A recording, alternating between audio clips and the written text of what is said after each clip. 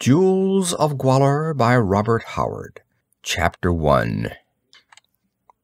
Paths of Intrigue. The cliffs rose sheer from the jungle, towering ramparts of stone that glinted jade blue and dull crimson in the rising sun, and curved away and away to east and west above the waving emerald ocean of fronds and leaves. It looked insurmountable, that giant palisade with its sheer curtains of solid rock in which bits of quartz winked dazzlingly in the sunlight.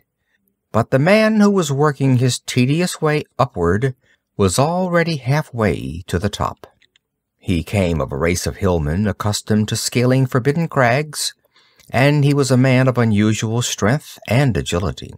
His only garment was a pair of short red silk breeks, and his sandals were slung to his back out of the way, as were his sword and dagger. The man was powerfully built, supple as a panther. His skin was bronzed by the sun, his square-cut black mane confined by a silver band about his temples. His iron muscles, quick eye, and sure feet served him well here, for it was a climb to test these qualities to the utmost. 150 feet below him waved the jungle. An equal distance above him, the rim of the cliffs was etched against the morning sky. He labored like one driven by the necessity of haste, yet he was forced to move at a snail's pace, clinging like a fly on a wall. His groping hands and feet found niches and knobs, precarious holes at best, and sometimes he virtually hung by his fingernails. Yet upward he went, clawing, squirming, fighting for every foot. At times he paused to rest his aching muscles and, shaking the sweat out of his eyes, twisted his head to stare searchingly out over the jungle, combing the green expanse for any trace of human life or motion. Now the summit was not far above him, and he observed, only a few feet above his head, a break in the sheer stone of the cliff. An instant later he had reached it, a small cavern just below the edge of the rim. As his head rose above the lip of its floor, he grunted. He clung there, his elbows hooked over the lip. The cave was so tiny that it was little more than a niche cut in the stone. It held an occupant. A shriveled mummy, cross-legged, arms folded on the withered breast, upon which the shrunken head was sunk, sat in the little cavern. The limbs were bound in place with rawhide thongs, which had become mere rotted wisps. If the form had ever been clothed, the ravages of time had long ago reduced the garments to dust. But thrust between the crossed arms and the shrunken breast, there was a roll of parchment, yellowed with age to the color of old ivory. The climber stretched forth a long arm and wrenched away this cylinder. Without investigation, he thrust it into his girdle and hauled himself up until he was standing in the opening of the niche. A spring upward, and he caught the rim of the cliffs and pulled himself up and over almost with the same motion. There he halted, panting, and stared downward. It was like looking into the interior of a vast bowl, rimmed by a circular stone wall. The floor of the bowl was covered with trees and denser vegetation, though nowhere did the growth duplicate the jungle denseness of the outer forest. The cliffs marched around it without a break, and of uniform height. It was a freak of nature, not to be paralleled, perhaps, in the whole world. A vast natural amphitheater, a circular bit of forested plain 3 or 4 miles in diameter, cut off from the rest of the world and confined within the ring of those palisaded cliffs. But the man on the cliffs did not devote his thoughts to marveling at the topographical phenomenon. With tense eagerness, he searched the treetops below him, and exhaled a gusty sigh when he caught the glint of marble domes amid the twinkling green. It was no myth, then. Below him, lay the fabulous and deserted palace of Alkmeenon. Conan the Cimmerian, late of the Baraka Isles of the Black Coast, and of many other climes where life ran wild, had come to the kingdom of Kishan following the lure of a fabled treasure that outshone the hoard of the Turanian kings. Kishan was a barbaric kingdom lying in the eastern hinterlands of Kush, where the broad grasslands merge with the forests that roll up from the south. The people were a mixed race, a dusky nobility ruling a population that was largely pure Negro. The rulers, princes, and high priests claimed descent from a white race which, in a mythical age, had ruled a kingdom whose capital city was Alkmeenon. Conflicting legends sought to explain the reason for that race's eventual downfall and the abandonment of the city by the survivors. Equally nebulous were the tales of the Teeth of Gwahlur, the treasure of Alkmeenon. But these misty legends had been enough to bring Conan to Kishan over vast distances of plain, river-laced jungle, and mountains. He had found Kishan, which itself was considered mythical by many northern and western nations, and he had heard enough to confirm the rumors of the treasure that men called the Teeth of Gwahlur. But its hiding place he could not learn, and he was confronted with the necessity of explaining his presence in Kishan. Unattached strangers were not welcome there. But he was not nonplussed. With cool assurance he made his offer to the stately, plumed, suspicious grandees of the barbarically magnificent court. He was a professional fighting man. In search of employment, he said, he had come to Kishan. For a price, he would train the armies of Kishan and lead them against Punt, their hereditary enemy, whose recent successes in the field had aroused the fury of Kishan's irascible king. This proposition was not so audacious as it might seem. Conan's fame had preceded him, even into distant Kishan.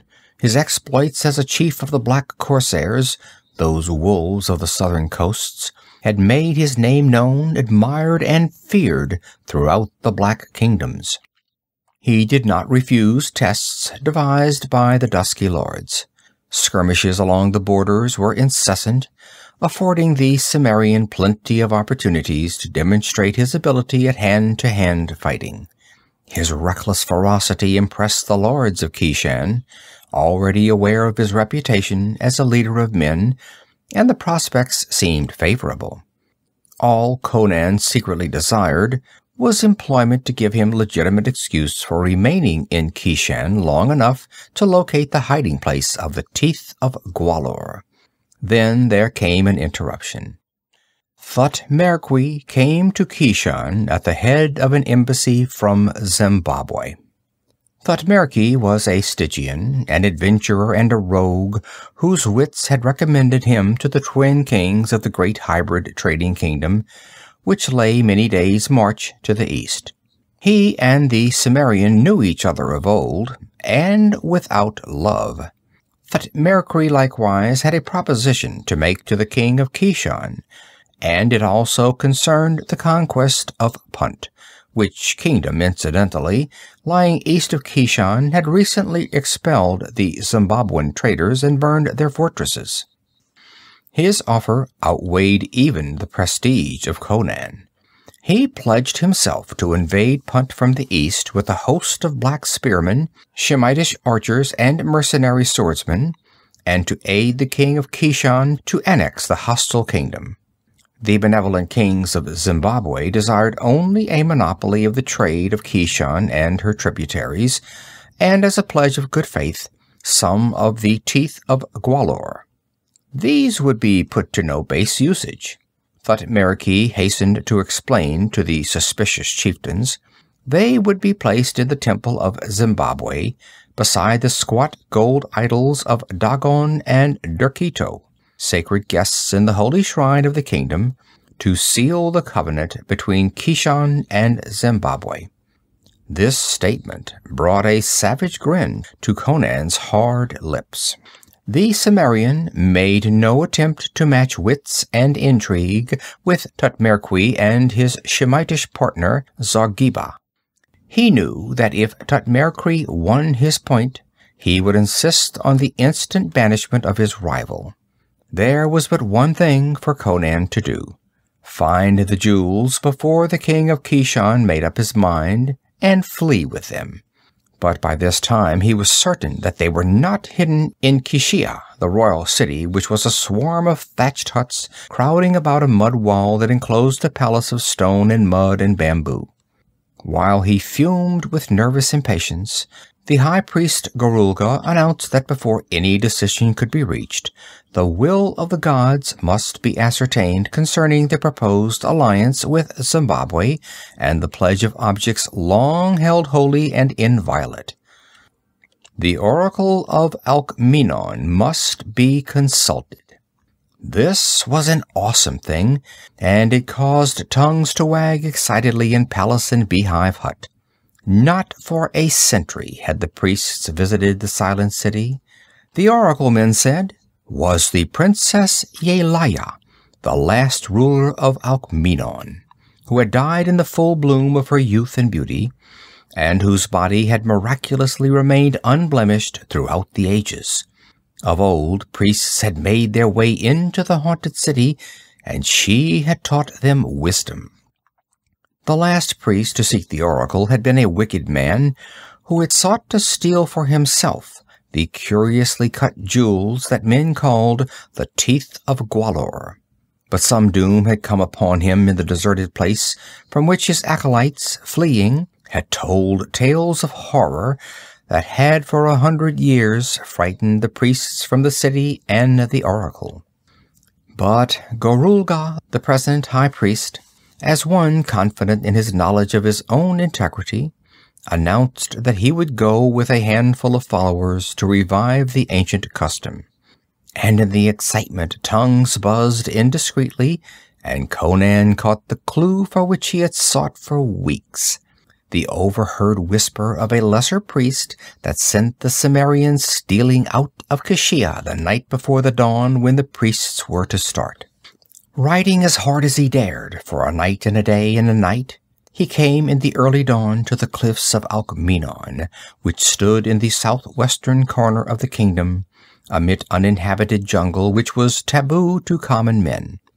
None but the priests dared approach the haunted vale within a distance of many miles, and not even a priest had entered Alkmeenon for 100 years.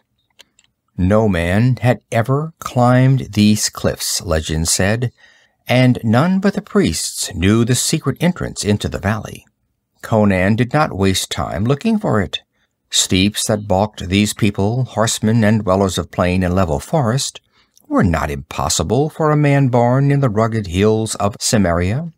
Now, on the summit of the cliffs, he looked down into the circular valley and wondered what plague, war, or superstition had driven the members of that ancient race forth from their stronghold to mingle with and be absorbed by the tribes that hemmed them in. This valley had been their citadel. There the palace stood, and there only the royal family and their court dwelt. The real city stood outside the cliffs. Those waving masses of green jungle vegetation hid its ruins. But the domes that glistened in the leaves below him were the unbroken pinnacles of the royal palace of Alkmeenon, which had defied the corroding ages.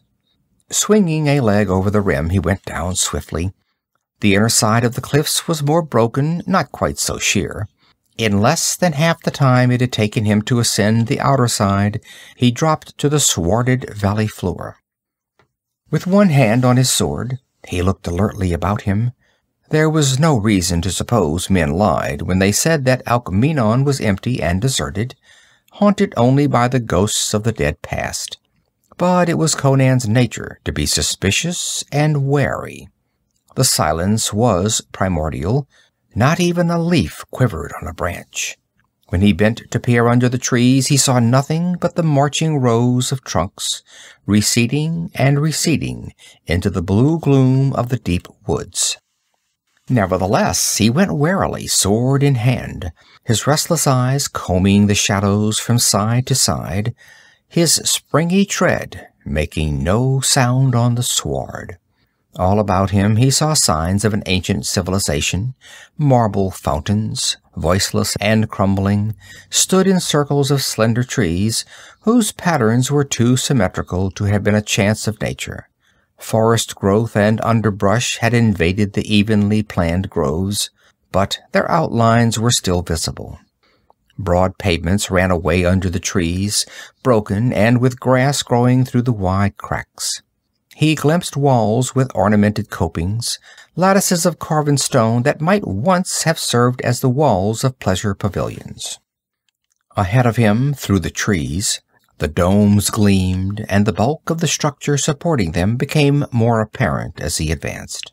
Presently, pushing through a screen of vine-tangled branches, he came into a comparatively open space, where the trees straggled, unencumbered by undergrowth, and saw before him the wide, pillared portico of the palace.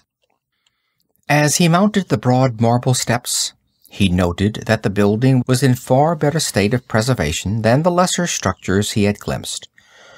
The thick walls and massive pillars seemed too powerful to crumble before the assault of time and the elements. The same enchanted quiet brooded over all. The cat-like pad of his sandaled feet seemed startlingly loud in the stillness. Somewhere in this palace lay the effigy or image which had, in times past, served as oracle for the priests of Kishan.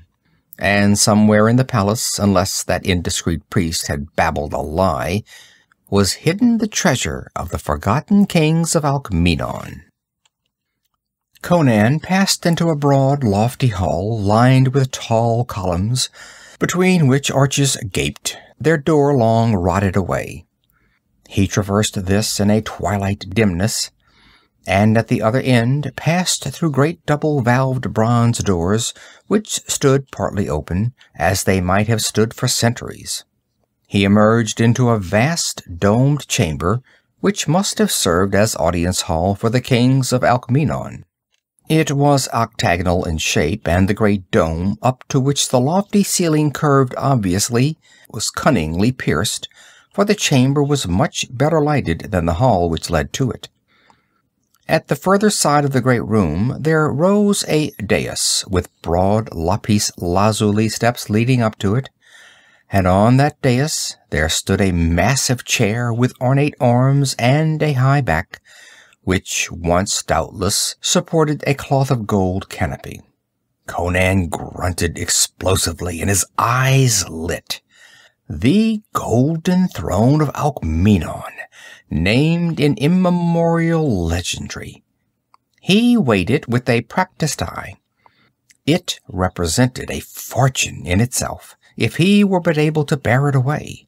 Its richness fired his imagination concerning the treasure itself, and made him burn with eagerness. His fingers itched to plunge among the gems he had heard described by storytellers in the market squares of Kashia, who repeated the tales handed down from mouth to mouth through the centuries. Jewels not to be duplicated in the world, rubies, emeralds, diamonds, bloodstones, opals, sapphires, the loot of the ancient world. He had expected to find the oracle effigy seated on the throne, but since it was not, it was probably placed in some other part of the palace, if indeed such a thing really existed.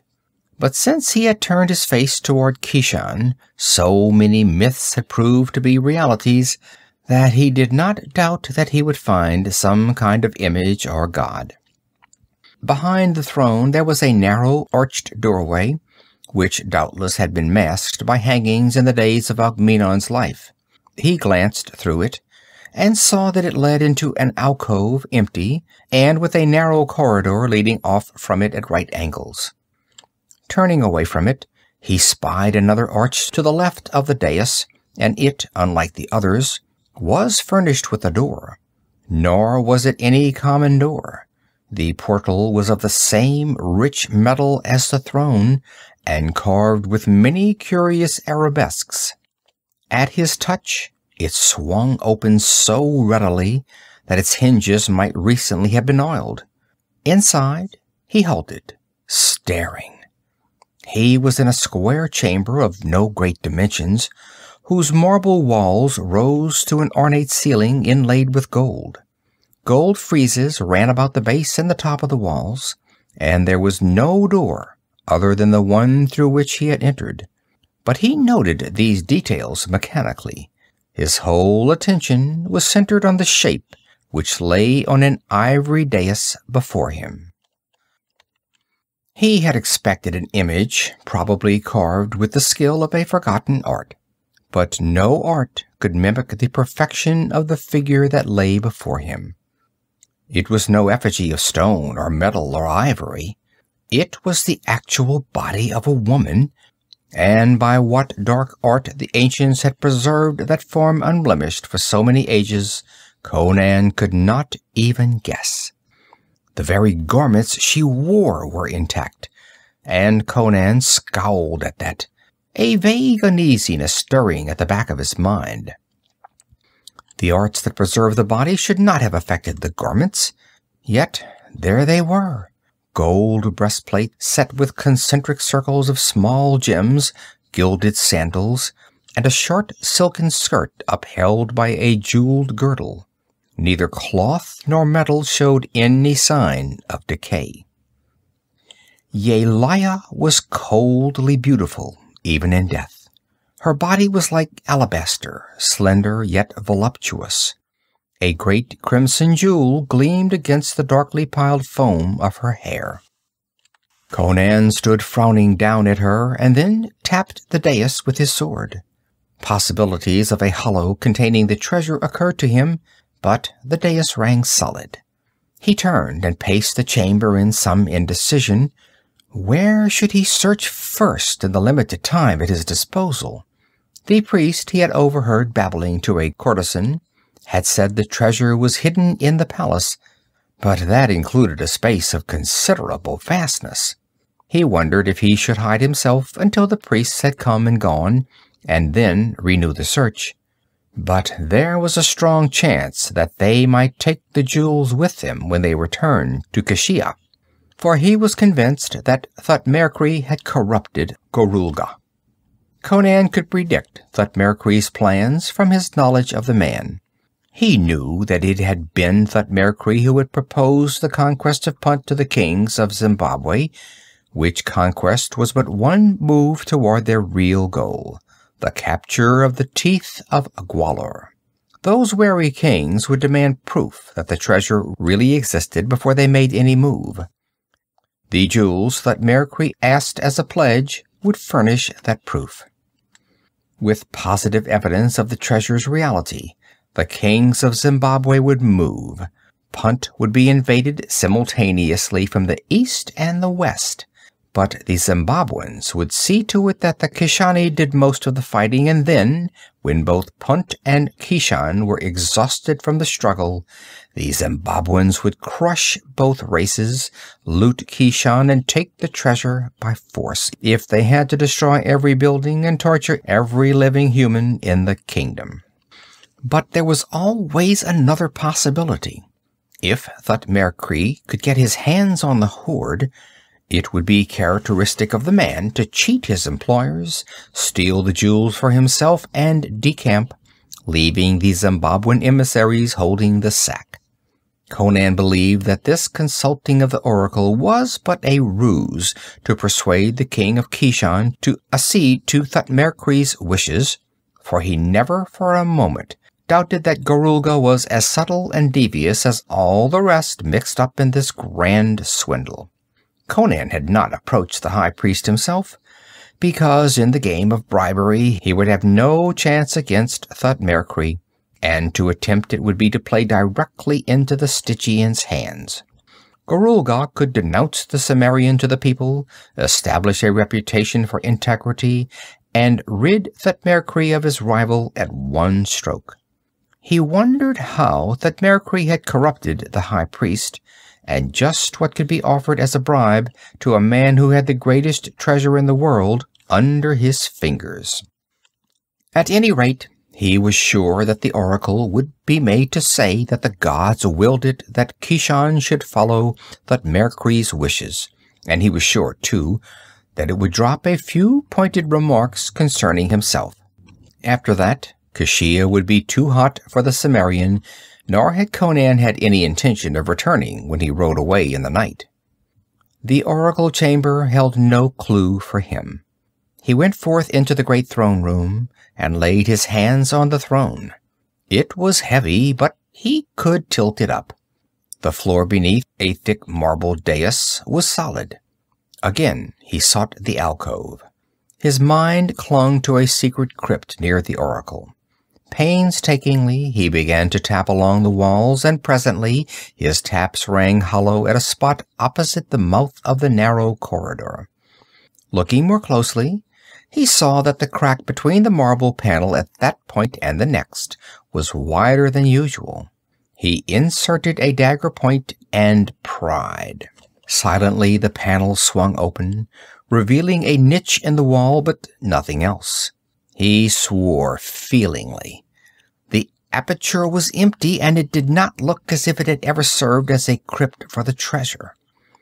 Leaning into the niche, he saw a system of tiny holes in the wall, about on a level with a man's mouth. He peered through and grunted understandingly. That was the wall that formed the partition between the alcove and the oracle chamber. Those holes had not been visible in the chamber. Conan grinned. This explained the mystery of the oracle, but it was a bit cruder than he had expected. Gwahlur would plant either himself or some trusted minion in that niche to talk through the holes, and the credulous acolytes would accept it as the veritable voice of Yelaya. Remembering something, the Cimmerian drew forth the roll of parchment he had taken from the mummy, and unrolled it carefully, as it seemed ready to fall to pieces with age. He scowled over the dim characters with which it was covered. In his roaming about the world, the giant adventurer had picked up a wide smattering of knowledge, particularly including the speaking and reading of many alien tongues. Many a sheltered scholar would have been astonished at the Cimmerian's linguistic abilities, for he had experienced many adventures where knowledge of a strange language had meant the difference between life and death. These characters were puzzling, at once familiar and unintelligible, and presently he discovered the reason. They were the characters of archaic Pelishtim, which possessed many points of difference from the modern script with which he was familiar, and which 3 centuries ago had been modified by conquest by a nomad tribe. This older, pure script baffled him. He made out a recurrent phrase, however, which he recognized as a proper name, Bit Yakin. He gathered that it was the name of the writer. Scowling, his lips unconsciously moving as he struggled with the task, he blundered through the manuscript, finding much of it untranslatable and most of the rest of it obscure. He gathered that the writer, the mysterious Bit Yakin, had come from afar with his servants and entered the valley of Alkmenon. Much that followed was meaningless, interspersed as it was with unfamiliar phrases and characters. Such as he could translate seemed to indicate the passing of a very long period of time. The name of Yelaya was repeated frequently, and toward the last part of the manuscript it became apparent that Bit Yakin knew that death was upon him. With a slight start, Conan realized that the mummy in the cavern must be the remains of the writer of the manuscript, the mysterious Pelishtim Bit Yakin. The man had died as he had prophesied, and his servants, obviously, had placed him in that open crypt, high up on the cliffs, according to his instructions before his death. It was strange that Bit Yakin was not mentioned in any of the legends of Alkmenon. Obviously, he had come to the valley after it had been deserted by the original inhabitants. The manuscript indicated as much. But it seemed peculiar that the priests who came in the old days to consult the oracle had not seen the man or his servants. Conan felt sure that the mummy and this parchment were more than 100 years old. Beit Yakin had dwelt in the valley when the priests came of old to bow before dead Yelaya. Yet concerning him, the legends were silent, telling only of a deserted city haunted only by the dead. Why had the man dwelt in this desolate spot? And to what unknown destination had his servants departed after disposing of their master's corpse? Conan shrugged his shoulders and thrust the parchment back into his girdle. He started violently, the skin on the backs of his hands tingling. Startlingly, shockingly, in the slumberous stillness, there had boomed the deep, strident clangor of a great gong. He wheeled, crouching like a great cat, sword in hand, glaring down the narrow corridor from which the sound had seemed to come. Had the priests of Kashia arrived? This was improbable, he knew. They would not have had time to reach the valley. But that gong was indisputable evidence of human presence. Conan was basically a direct actionist. Such subtlety as he possessed had been acquired through contact with the more devious races. When taken off guard by some unexpected occurrence, he reverted instinctively to type. So now, instead of hiding or slipping away in the opposite direction, as the average man might have done, he ran straight down the corridor in the direction of the sound. His sandals made no more noise than the pads of a panther would have made. His eyes were slits, his lips unconsciously a snarl. Panic had momentarily touched his soul at the shock of that unexpected reverberation, and the red rage of the primitive that is awakened by the threat of peril always lurked close to the surface of the Cimmerian. He emerged presently from the winding corridor into a small open court. Something glinting in the sun caught his eye. It was the gong, a great gold disk, hanging from a gold arm extending from the crumbling wall. A brass mallet lay near, but there was no sound or sight of humanity. The surrounding arches gaped emptily. Conan crouched inside the doorway for what seemed a long time. There was no sound or movement throughout the great palace. His patience exhausted at last, he glided around the curve of the court, peered into the arches, ready to leap either way like a flash of light, or to strike right or left as a cobra strikes. He reached the gong, stared into the arch nearest it. He saw only a dim chamber, littered with the debris of decay. Beneath the gong, the polished marble flags showed no footprints, but there was a scent in the air, a faintly fetid odor he could not classify.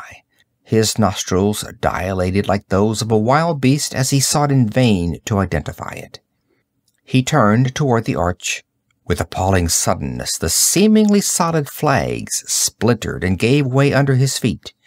Even as he fell, he spread wide his arms and caught the edges of the aperture that gaped beneath him. The edges crumbled off under his clutching fingers.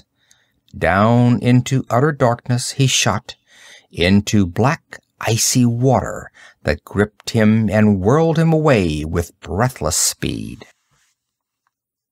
End of Chapter 1.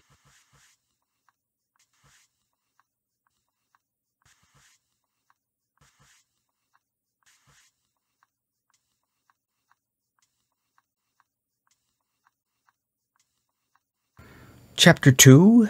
A Goddess Awakens. The Cimmerian at first made no attempt to fight the current that was sweeping him through lightless night. He kept himself afloat, gripping between his teeth the sword which he had not relinquished even in his fall, and did not even seek to guess to what doom he was being borne. But suddenly a beam of light lanced the darkness ahead of him. He saw the surging, seething black surface of the water, in turmoil as if disturbed by some monster of the deep, and he saw the sheer stone walls of the channel curved up to a vault overhead. On each side ran a narrow ledge just below the arching roof, but they were far out of his reach. At one point this roof had been broken, probably fallen in, and the light was streaming through the aperture. Beyond that shaft of light was utter blackness, and panic assailed the Cimmerian as he saw he would be swept on past that spot of light and into the unknown blackness again. Then he saw something else. Bronze ladders extending from the ledges to the water's surface at regular intervals, and there was one just ahead of him. Instantly he struck out for it, fighting the current that would have held him in the middle of the stream. It dragged at him with tangible, animate, slimy hands, but he buffeted the rushing surge with the strength of desperation, and now drew closer and closer inshore, fighting furiously for every inch. Now he was even with the ladder, and with a fierce, gasping plunge, he gripped the bottom rung and hung on, breathless. A few seconds later, he struggled up out of the seething water, trusting his weight dubiously to the corroded rungs. They sagged and bent, but they held, and he clambered up onto the narrow ledge, which ran along the wall scarcely a man's length below the curving roof. The tall Cimmerian was forced to bend his head as he stood up. A heavy bronze door showed in the stone at a point even with the head of the ladder, but it did not give to Conan's efforts. He transferred his sword from his teeth to its scabbard, spitting blood, for the edge had cut his lips in that fierce fight with the river, and turned his attention to the broken roof. He could reach his arms up through the crevice and grip the edge, and careful testing told him it would bear his weight. An instant later, he had drawn himself up through the hole and found himself in a wide chamber in a state of extreme disrepair. Most of the roof had fallen in, as well as a great section of the floor, which was laid over the vault of a subterranean river. Broken arches opened into other chambers and corridors, and Conan believed he was still in the great palace. He wondered uneasily how many chambers in that palace had underground water directly under them, and when the ancient flags or tiles might give way again and precipitate him back into the current from which he had just crawled. And he wondered just how much of an accident that fall had been. Had those rotten flags simply chanced to give way beneath his weight? Or was there a more sinister explanation? One thing at least was obvious. He was not the only living thing in that palace. That gong had not sounded of its own accord, whether the noise had been meant to lure him to his death or not. The silence of the palace became suddenly sinister, fraught with crawling menace. Could it be someone on the same mission as himself? A sudden thought occurred to him at the memory of the mysterious Bit Yakin. Was it possible that this man had found the teeth of Gwahlur in his long residence in Alkmeenon? That his servants had taken them with them when they departed? The possibility that he might be following a will-o'-the-wisp infuriated the Cimmerian. Choosing a corridor which he believed led back toward the part of the palace he had first entered, he hurried along it, stepping gingerly as he thought of that black river that seethed and foamed somewhere below his feet. His speculations recurrently revolved about the oracle chamber and its cryptic occupant. Somewhere in that vicinity must be the clue to the mystery of the treasure, if indeed it still remained in its immemorial hiding place. The great palace lay silent as ever, disturbed only by the swift passing of his sandaled feet. The chambers and halls he traversed were crumbling into ruin, but as he advanced, the ravages of decay became less apparent. He wondered briefly for what purpose the ladders had been suspended from the ledges over the subterranean river, but dismissed the matter with a shrug. He was little interested in speculating over unremunerative problems of antiquity. He was not sure just where the oracle chamber lay from where he was, but presently he emerged into a corridor which led back into the great throne room under one of the arches. He had reached a decision. It was useless for him to wander aimlessly about the palace seeking the hoard. He would conceal himself somewhere here, wait until the Kashani priests came, and then, after they had gone through the farce of consulting the oracle, he would follow them to the hiding place of the gems, to which he was certain they would go. Perhaps they would only take a few of the jewels with him. He would content himself with the rest. Drawn by a morbid fascination, he re-entered the oracle chamber and stared down again at the motionless figure of the princess, who was worshipped as a goddess, entranced by her frigid beauty. What cryptic secret was locked in that marvelously molded form? He started violently. The breath sucked through his teeth. The short hairs prickled at the back of his scalp. The body still lay as he had first seen it, silent, motionless, in breastplates of jeweled gold, gilded sandals, and silken skirt. But now there was a subtle difference. The lissome limbs were not rigid. A peach bloom touched the cheeks. The lips were red. With a panicky curse, Conan ripped out his sword. "Crom, she's alive!" At his words, the long, dark lashes lifted. The eyes opened and gaped up at him inscrutably, dark, lustrous, mystical. He glared in frozen speechlessness. She sat up with a supple ease, still holding his ensorcelled stare. He licked his dry lips and found voice.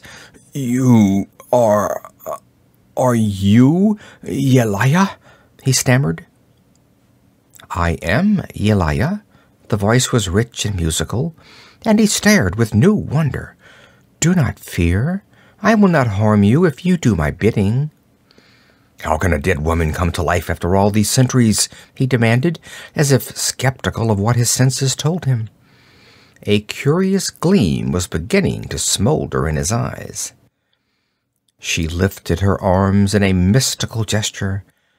"I am a goddess.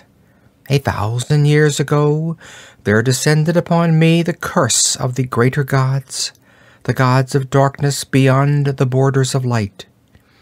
The mortal in me died. The goddess in me could never die. Here I have lain for so many centuries, to awaken each night at sunset, and hold my court as of yore, with specters drawn from the shadows of the past. Man, if you would not view that which will blast your soul forever, get hence quickly, I command you, go." The voice became imperious, and her slender arm lifted and pointed. Conan, his eyes burning slits, slowly sheathed his sword, but he did not obey her order. He stepped closer, as if impelled by a powerful fascination. Without the slightest warning, he grabbed her up in a bear-like grasp. She screamed a very ungoddess-like scream, and there was a sound of ripping silk, as with one ruthless wrench he tore off her skirt. "Goddess! Ha!" His bark was full of angry contempt. He ignored the frantic writhings of his captive. "I thought it was strange that a princess of Alkmeenon would speak with a Corinthian accent. As soon as I gathered my wits, I knew I'd seen you somewhere. You're Muriela, Zargheba's Corinthian dancing girl. This crescent-shaped birthmark on your hip proves it. I saw at once when Zargheba was whipping you. Goddess! Bah! He smacked the betraying hip contemptuously and resoundingly with his open hand, and the girl yelped piteously. All her imperiousness had gone out of her. She was no longer a mystical figure of antiquity, but a terrified and humiliated dancing girl, such as can be bought at almost any Shemitish marketplace.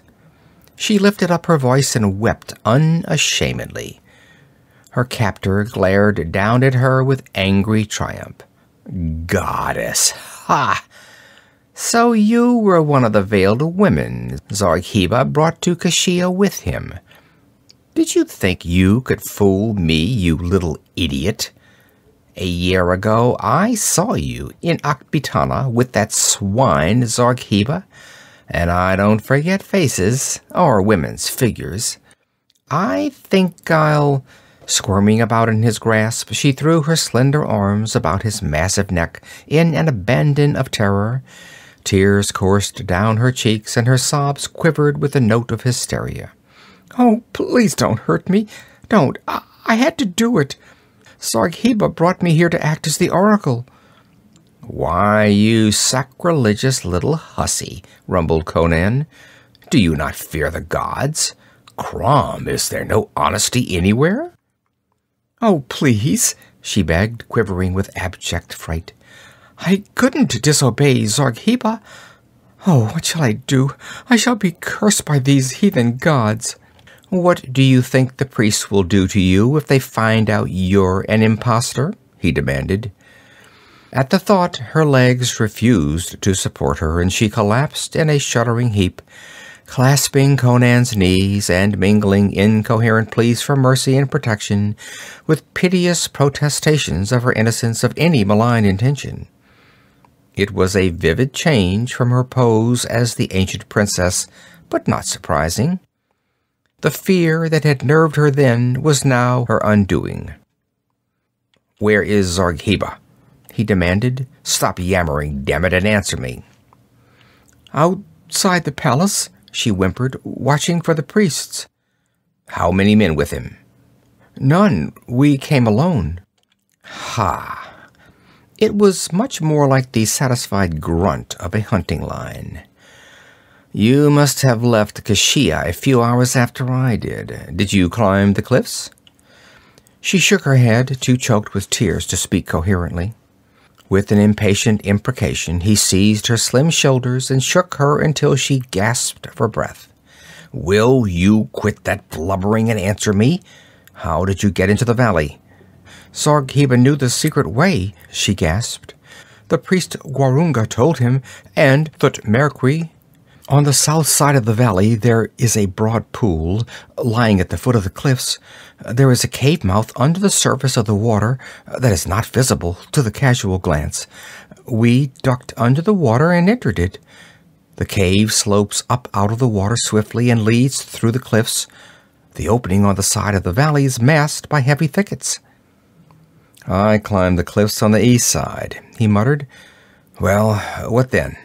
"We came to the palace, and Zargheba hid me among the trees while he went to look for the chamber of the oracle.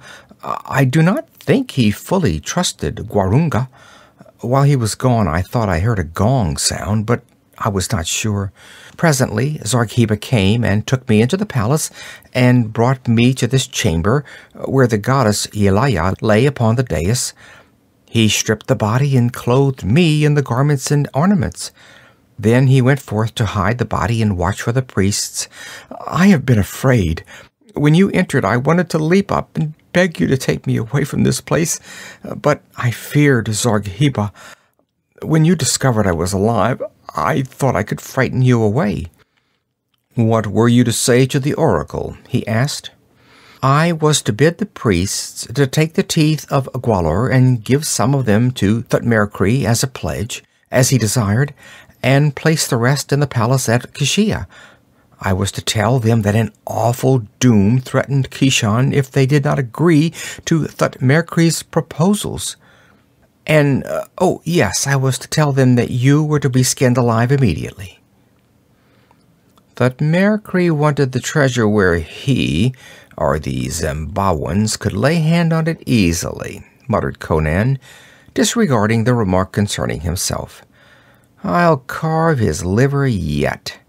Garulgai is a party to this swindle, of course? No, he believes in his gods and is incorruptible. He knows nothing about this. He will obey the oracle. It was all Thutmekri's plan. Knowing the Kishani would consult the oracle, he had Zargheba bring me with the embassy from Zimbabwe, closely veiled and secluded. Well, I'm damned, muttered Conan. A priest who honestly believes in his oracle and cannot be bribed? Crom! I wonder if it was Zargheba who banged that gong. Did he know I was here? Could he have known about that rotted flagging? Where is he now, girl? Hiding in a thicket of lotus trees near the ancient avenue that leads from the south wall of the cliffs to the palace, she answered. Then she renewed her importunities. Oh, Conan, have pity on me. I am afraid of this evil ancient place. I know I have heard stealthy footfalls padding about me. Oh, Conan, take me away with you. Zargheba will kill me when I have served his purpose here. I know it. The priests, too, will kill me if they discover my deceit. He is a devil. He bought me from a slave trader who stole me out of a caravan bound through southern Koth, and has made me the tool of his intrigues ever since. Take me away from him. You cannot be as cruel as he. Don't leave me to be slain here. Please, please. She was on her knees, clutching at Conan hysterically, her beautiful, tear-stained face upturned to him, her dark silken hair flowing in disorder over her white shoulders. Conan picked her up and set her on his knee. Listen to me. I'll protect you from Zargheba. The priest shall not know of your perfidy, but you've got to do as I tell you.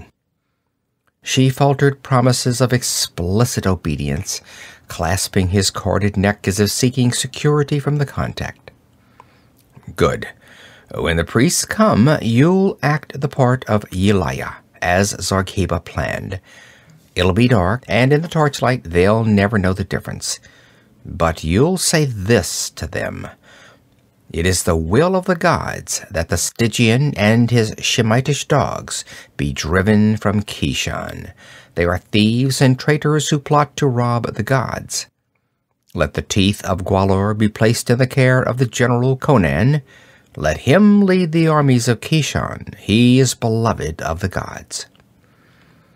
She shivered with an expression of desperation, but acquiesced. But Zargheba, she cried, he'll kill me. Don't worry about Zargheba, he grunted. I'll take care of that dog. Do you as I say. Here, put your hair up again. It's fallen all over your shoulders, and the gem's fallen out of it. He replaced the great glowing gem himself, nodding approval. It's worth a room full of slaves itself alone. Here, put your skirt back on. It's torn down the side, but the priests will never notice it. Wipe your face. A goddess doesn't cry like a whipped schoolgirl. By Chrome, you do look like Yelaya, face, hair, figure, and all. If you act the goddess with the priests as well as you did with me, you'll fool them easily. I'll try, she shivered. Good. I'm going to find Zargheba. At that, she became panicky again. No, don't leave me alone. This place is haunted. There's nothing here to harm you, he assured her impatiently. Nothing but Zargheba, and I'm going to look after him. I'll be back shortly. I'll be watching from close by in case anything goes wrong during the ceremony. If you play your part properly, nothing will go wrong.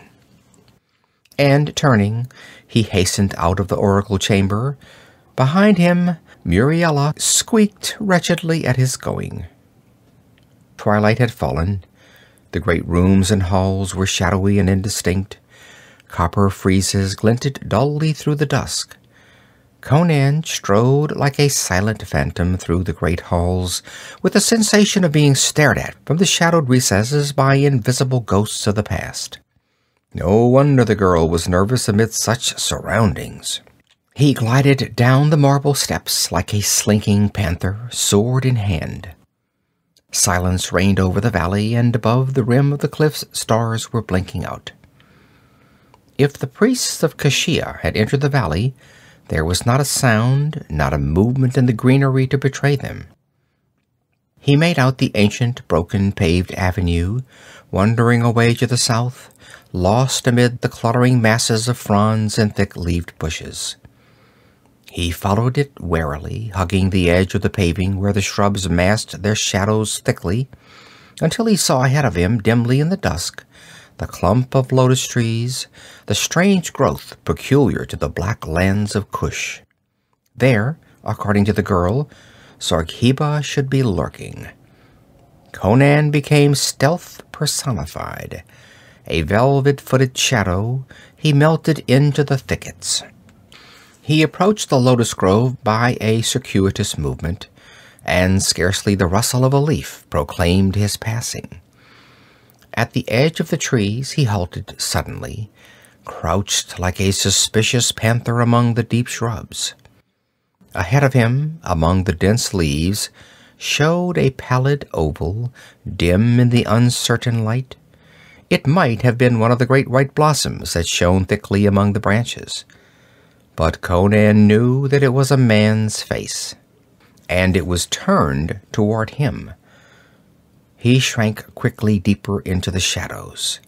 Had Zargheba seen him? The man was looking directly toward him. Seconds passed. That dim face had not moved. Conan could make out the dark tuft below that was the short black beard. And suddenly Conan was aware of something unnatural. Zargheba, he knew, was not a tall man. Standing erect, his head would scarcely top the Cimmerian's shoulder, yet that face was on a level with Conan's own. Was the man standing on something? Conan bent and peered toward the ground below the spot where the face showed, but his vision was blocked by undergrowth and the thick boles of the trees. But he saw something else, and he stiffened. Through a slot in the underbrush, he glimpsed the stem of the tree under which, apparently, Zargheba was standing. The face was directly in line with that tree. He should have seen below that face not the tree trunk, but Zargheba's body, but there was no body there. Suddenly tenser than a tiger who stalks his prey, Conan glided deeper into the thicket, and a moment later drew aside a leafy branch and glared at the face that had not moved, nor would it ever move again of its own volition. He looked at Zargheba's severed head, suspended from the branch of the tree by its own long black hair. End of chapter 2.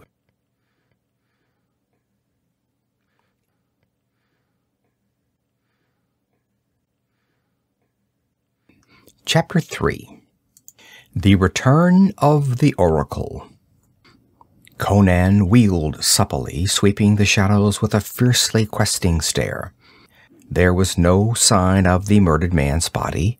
Only yonder the tall, lush grass was trampled and broken down, and the sward was dabbled darkly and wetly. Conan stood, scarcely breathing, as he strained his ears into the silence. The trees and bushes with their great pallid blossoms stood dark, still, and sinister, etched against the deepening dusk. Primitive fears whispered at the back of Conan's mind. Was this the work of the priests of Kishan? If so, where were they? Was it Zargheba, after all, who had struck the gong? Again there rose the memory of Bit Yakin and his mysterious servants. Bit Yakin was dead, shriveled to a hulk of wrinkled leather and bound in his hollowed crypt to greet the rising sun forever. But the servants of Bit Yakin were unaccounted for. There was no proof they had ever left the valley. Conan thought of the girl, Muriela, alone and unguarded in that great shadowy palace. He wheeled and ran back down the shadowed avenue, and he ran as a suspicious panther runs, poised even in full stride to whirl right or left and strike death blows. The palace loomed through the trees, and he saw something else, the glow of fire reflecting redly from the polished marble. He melted into the bushes that lined the broken street, glided through the dense growth, and reached the edge of the open space before the portico. Voices reached him. Torches bobbed, and their flare shone on glossy ebon shoulders. The priests of Kishan had come. They had not advanced up the wide, overgrown avenue as Zargheba had expected them to do. Obviously, there was more than one secret way into the valley of Alkmeenon. They were filing up the broad marble steps, holding their torches high. He saw Gwahlur at the head of the parade, a profile chiseled out of copper, etched in the torch glare. The rest were acolytes, giant black men from whose skins the torches struck highlights. At the end of the procession there stalked a huge Negro with an unusually wicked cast of countenance, in the sight of whom Conan scowled. That was Gwahlur, whom Muriela had named as the man who had revealed the secret of the pool entrance to Zargheba. Conan wondered how deeply the man was in the intrigues of the Stygian. He hurried toward the portico, circling the open space to keep in the fringing shadows. They left no one to guard the entrance. The torches streamed steadily down the long, dark hall. Before they reached the double-valved door at the other end, Conan had mounted the other steps and was in the hall behind them. Slinking swiftly along the column-lined wall, he reached the great door as they crossed the huge throne room, their torches driving back the shadows. They did not look back. In single file, their ostrich plumes nodding, their leopard-skin tunics contrasting curiously with the marble and the arabesqued metal of the ancient palace, they moved across the wide room and halted momentarily at the golden door to the left of the throne dais. Gwahlur's voice boomed eerily and hollowly in the great empty space, framed in sonorous phrases unintelligible to the lurking listener. Then the high priest thrust open the golden door and entered, bowing repeatedly from his waist, and behind him the torches sank and rose, showering flakes of flame as the worshippers imitated their master. The gold door closed behind them, shutting out sound and sight, and Conan darted across the throne chamber and into the alcove behind the throne. He made less sound than a wind blowing across the chamber. Tiny beams of light streamed through the apertures in the wall as he pried open the secret panel. Gliding into the niche, he peered through. Muriela sat upright on the dais, her arms folded, her head leaning back against the wall, within a few inches of his eyes. The delicate perfume of her foamy hair was in his nostrils.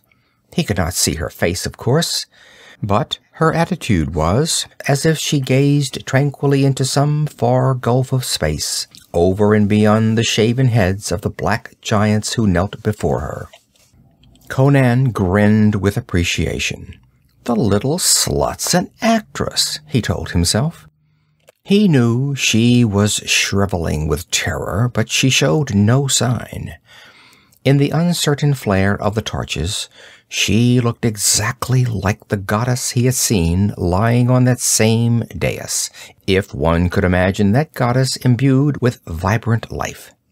Gwahlur was booming forth some kind of a chant in an accent unfamiliar to Conan, and which was probably some invocation in the ancient tongue of Alkmeenon, handed down from generation to generation of high priests. It seemed interminable. Conan grew restless.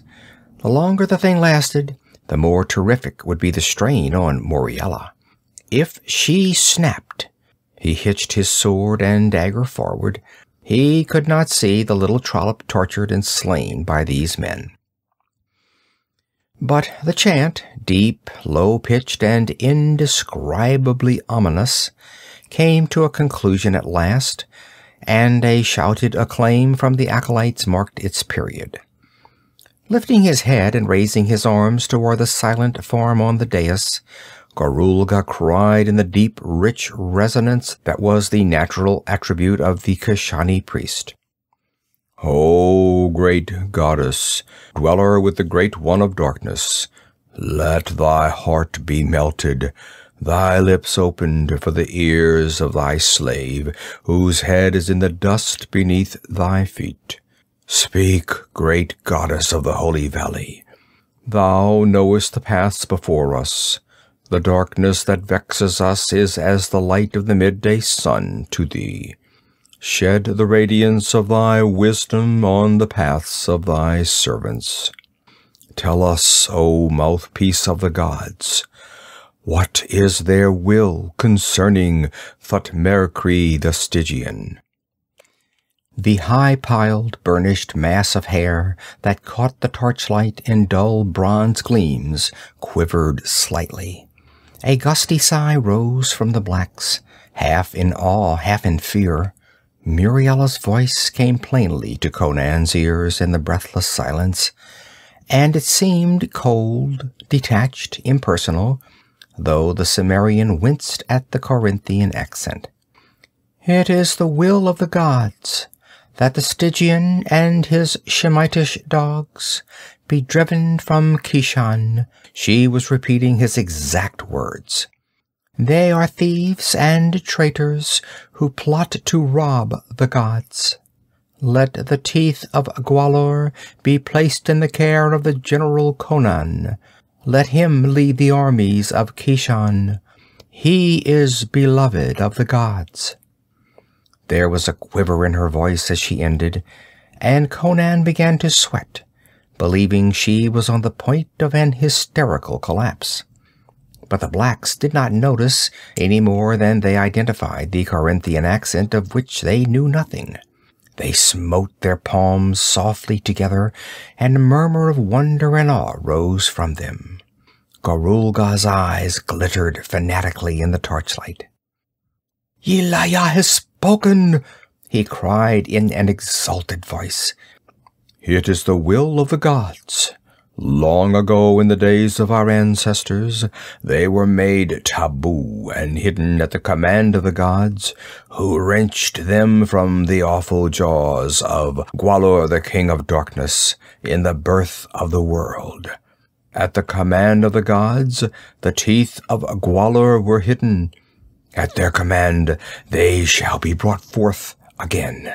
O star-born goddess, give us your leave to go to the secret hiding place of the teeth, to secure them for him whom the gods love." "You have my leave to go," answered the false goddess, with an imperious gesture of dismissal that set Conan grinning again, and the priests backed out, ostrich plumes and torches rising and falling with the rhythm of their genuflections. The gold door closed, and with a moan, the goddess fell back limply on the dais. "Conan," she whimpered faintly. "Conan." "Shh," he hissed through the apertures, and turning, glided from the niche and closed the panel. A glimpse past the jamb of the carven door showed him the torches receding across the great throne room, but he was at the same time aware of a radiance that did not emanate from the torches. He was startled, but the solution presented itself instantly. An early moon had risen, and its light slanted through the pierced dome, which by some curious workmanship intensified the light. The shining dome of Alkmeenon was no fable, then. Perhaps its interior was of the curious, whitely flaming crystal found only in the hills of the Black Countries. The light flooded the throne room and seeped into the chambers immediately adjoining. But as Conan made toward the door that led into the throne room, he was brought around suddenly by a noise that seemed to emanate from the passage that led off into the alcove. He crouched at the mouth, staring into it, remembering the clangor of the gong that had echoed from it to lure him into a snare. The light from the dome filtered only a little way into that narrow corridor and showed him only empty space. Yet he could have sworn that he had heard the furtive pad of a foot somewhere down it. While he hesitated, he was electrified by a woman's strangled cry from behind him. Bounding through the door behind the throne, he saw an unexpected spectacle in the crystal light.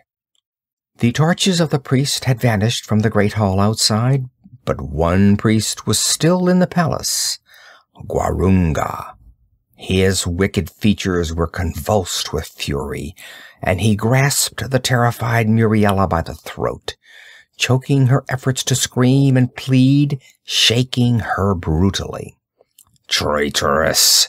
Between his thick red lips, his voice hissed like a cobra. "What games are you playing? Did not Zargheba tell you what to say? Thought Merkri told me.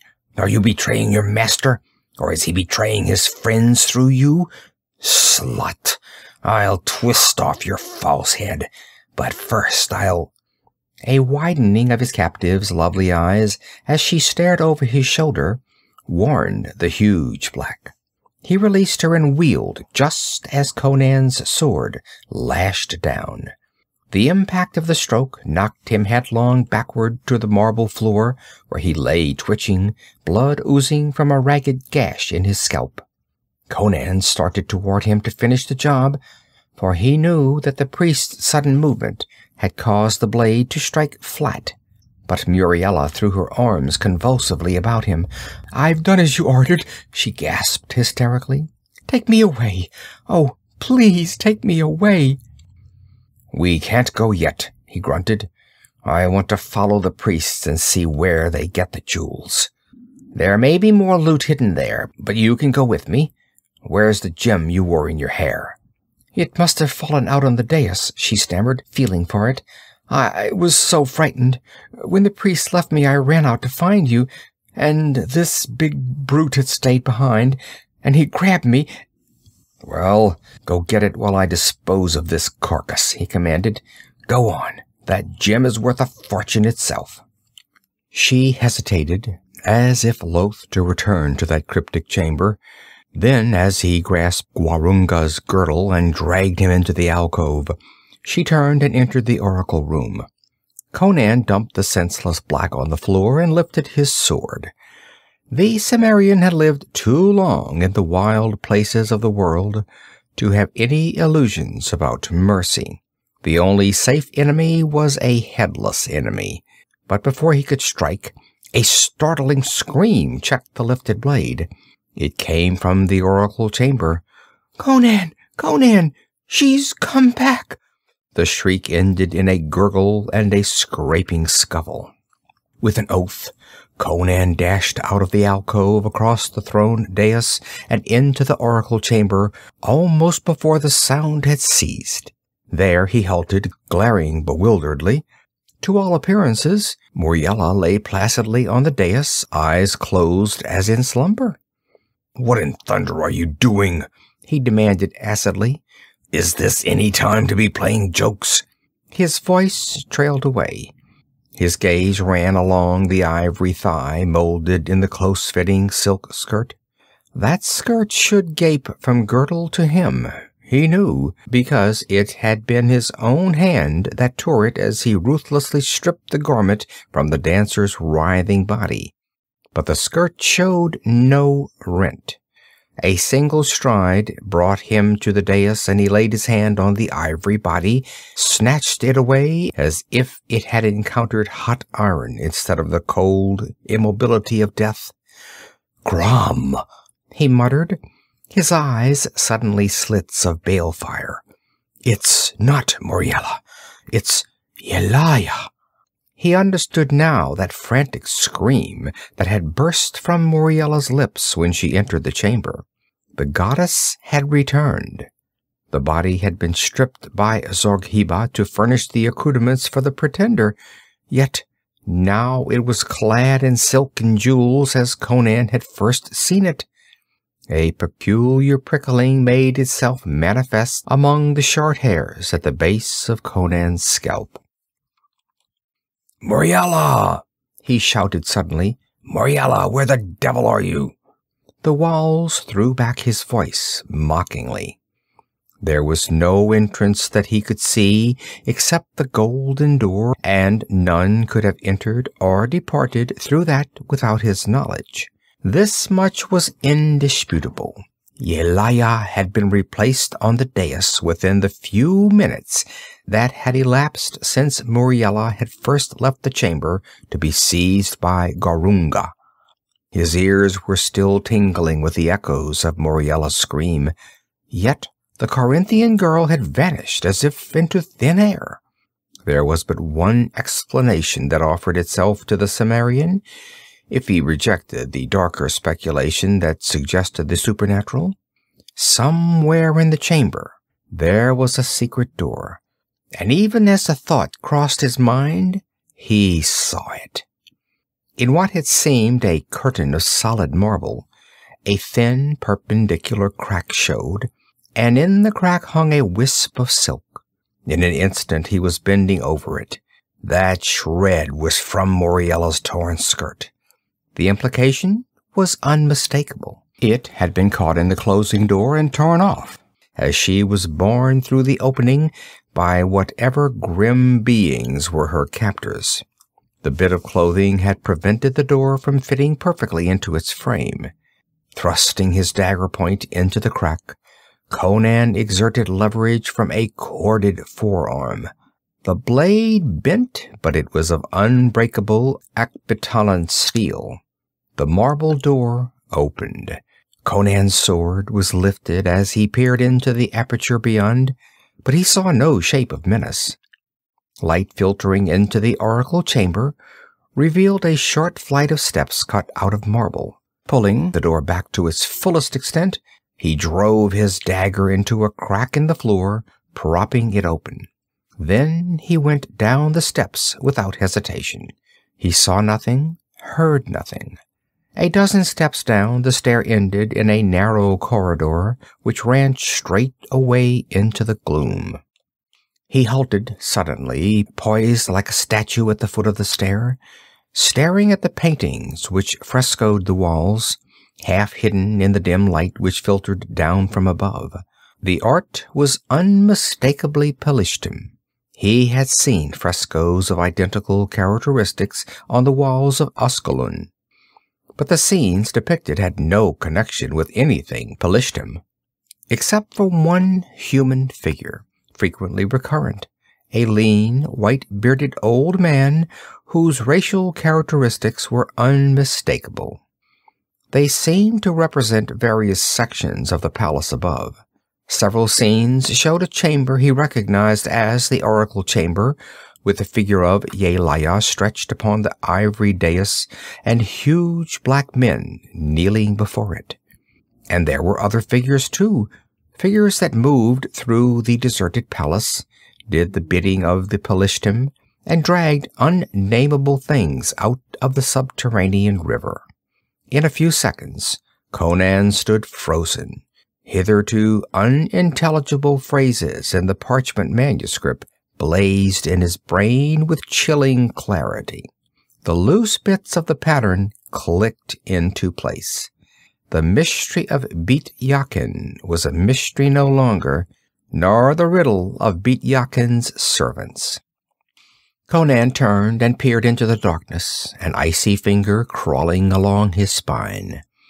Then he went along the corridor, cat-footed and without hesitation, moving deeper and deeper into the darkness as he drew farther away from the stair. The air hung heavy with the odor he had scented in the court of the gong. Now, in utter blackness, he heard a sound ahead of him, the shuffle of bare feet. or the swish of loose garments against stone, he could not tell which. But an instant later, his outstretched hand encountered a barrier which he identified as a massive door of carven metal. He pushed against it fruitlessly, and his sword point sought vainly for a crack. It fitted into the sill and jambs as if molded there. He exerted all his strength, his feet straining against the door, the veins knotting in his temples. It was useless. A charge of elephants would scarcely have shaken that titanic portal. As he leaned there, he caught a sound on the other side that his ears instantly identified. It was the creak of rusty iron, like a lever scraping in its slot.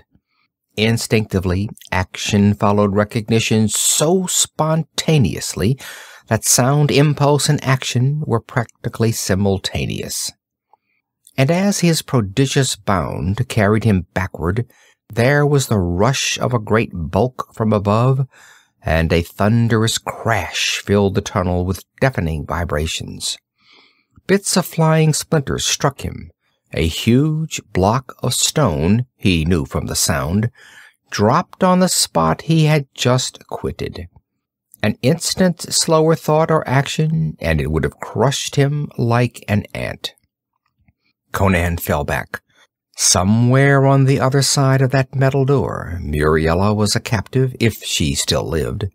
But he could not pass that door, and if he remained in the tunnel, another block might fall, and he might not be so lucky.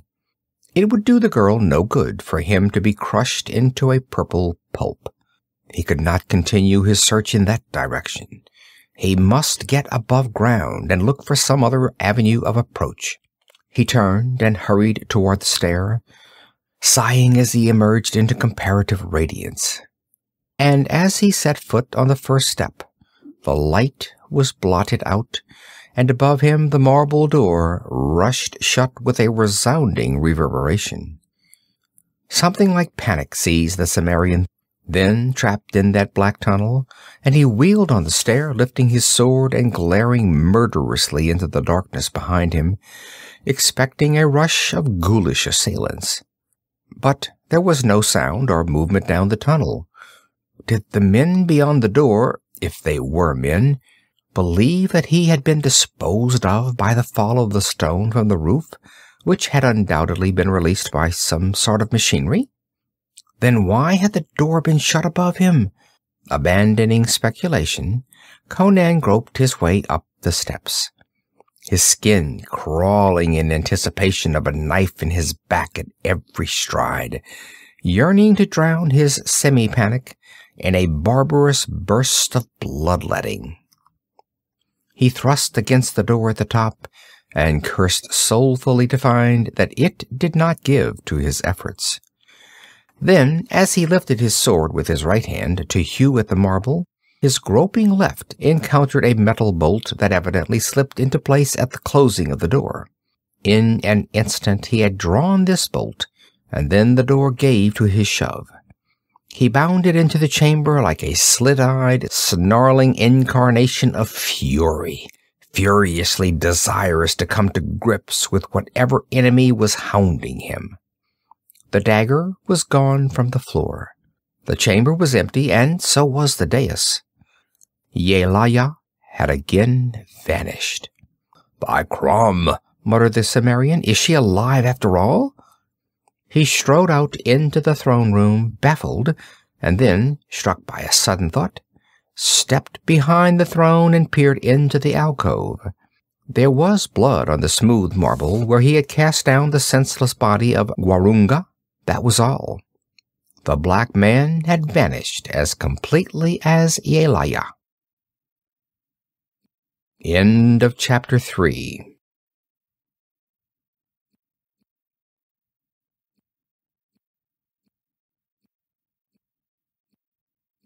Chapter 4. The Teeth of Gwahlur. Baffled wrath confused the brain of Conan the Cimmerian.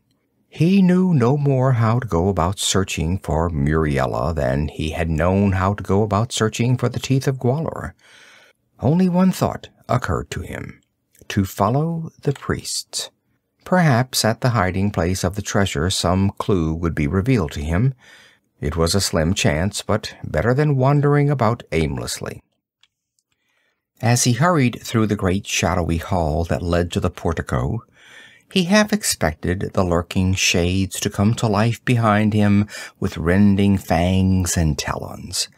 But only the beat of his own rapid heart accompanied him into the moonlight that dappled the shimmering marble. At the foot of the wide steps he cast about in the bright moonlight for some sign to show him the direction he must go, and he found it. Petals scattered on the sward told where an arm or garment had brushed against a blossom-laden branch. Grass had been pressed down under heavy feet. Conan, who had tracked wolves in his native hills, found no insurmountable difficulty in following the trail of the Kishani priests. It led away from the palace, through masses of exotic scented shrubbery, where great pale blossoms spread their shimmering petals, through verdant, tangled bushes that showered blooms at the touch, until he came at last to a great mass of rock that jutted like a Titan's castle out from the cliffs at a point closest to the palace, which, however, was almost hidden from view by vine-interlaced trees. Evidently that babbling priest in Kashia had been mistaken when he said that the teeth were hidden in the palace. This trail had led him away from the place where Muriela had disappeared, but a belief was growing in Conan that each part of the valley was connected with that palace by subterranean passages. Crouching in the deep velvet black shadows of the bushes, he scrutinized the great jut of rock which stood out in bold relief in the moonlight. It was covered with strange, grotesque carvings depicting men and animals and half-bestial creatures that might have been gods or devils. The style of art differed so strikingly from that of the rest of the valley that Conan wondered if it did not represent a different era and race, and was itself a relic of an age lost and forgotten at whatever immeasurably distant date the people of Alkmeenon had found and entered the haunted valley. A great door stood open in the sheer curtain of the cliff, and a gigantic dragon head was carved about it, so that the open door was like the dragon's gaping mouth. The door itself was of carven bronze and looked to weigh several tons. There was no lock that he could see, but a series of bolts showing along the edge of the massive portal as it stood open told him that there was some system of locking and unlocking, a system doubtless known only to the priests of Kishan. The trail showed that Gwahlur and his henchmen had gone through that door, but Conan hesitated. To wait until they emerged would probably mean to see the door locked in his face, and he might not be able to solve the mystery of its unlocking. On the other hand, if he followed them in, they might emerge and lock him in the cavern. Throwing caution to the winds, he glided silently through the great portal. Somewhere in the cavern were the priests, the teeth of Gwahlur, and perhaps a clue to the fate of Muriela. Personal risks had never yet deterred the Cimmerian from any purpose. Moonlight illumined for a few yards the wide tunnel in which he found himself. Somewhere ahead of him he saw a faint glow and heard the echo of a weird chanting. The priests were not so far ahead of him as he had thought. The tunnel debouched into a wide room before the moonlight played out, an empty cavern of no great dimensions, but with a lofty vaulted roof, glowing with a phosphorescent incrustation, which, as Conan knew, was a common phenomenon in that part of the world. It made a ghostly half-light, in which he was able to see a bestial image squatting on a shrine and the black mouths of 6 or 7 tunnels leading off from the chamber. Down the widest of these, the one directly behind the squat image, which looked toward the outer opening, he caught the gleam of torches wavering, whereas the phosphorescent glow was fixed, and heard the chanting increase in volume. Down it he went recklessly, and presently peered into a larger cavern than the one he had just left. There was no phosphorus here, but the light of the torches fell on a larger altar and a more obscene and repulsive god squatting toad-like upon it. Before this repugnant deity, Gwahlur and his 10 acolytes knelt and beat their heads upon the ground, while chanting monotonously. Conan realized why their progress had been so slow. Evidently, approaching the secret crypt of the teeth was a complicated and elaborate ritual. He was fidgeting in nervous impatience before the chanting and bowing were over, but presently they rose and passed into the tunnel which opened behind the idol. Their torches bobbed away into the nighted vault, and he followed swiftly. Not much danger of being discovered, he glided along the shadows like a creature of the night, and the black priests were completely engrossed in their ceremonial mummery. Apparently, they had not even noticed the absence of Gwahlur.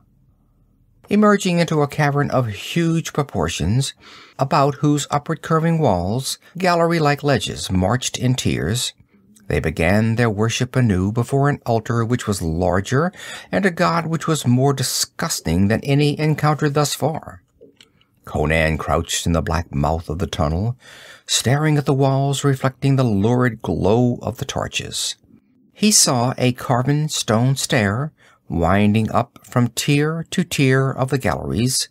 The roof was lost in darkness. He started violently, and the chanting broke off as the kneeling blacks flung up their heads. An inhuman voice boomed out high above them. They froze on their knees, their faces turned upward with a ghastly blue hue in the sudden glare of a weird light that burst blindingly up near the lofty roof, and then burned with a throbbing glow. That glare lighted a gallery, and a cry went up from the high priest, echoed shudderingly by his acolytes. In the flash, there had been briefly disclosed to them a slim white figure standing upright in a sheen of silk and a glint of jewel-crusted gold. Then the blaze smoldered to a throbbing, pulsing luminosity in which nothing was distinct, and that slim shape was but a shimmering blue of ivory. "Yelaya!" screamed Gwahlur, his brown features ashen. "Why have you followed us? What is your pleasure?" That weird, unhuman voice rolled down from the roof, re-echoing under that arching vault that magnified and altered it beyond recognition. "Woe to the unbelievers! Woe to the false children of Kashia! Doom to them which deny their deity!" A cry of horror went up from the priests.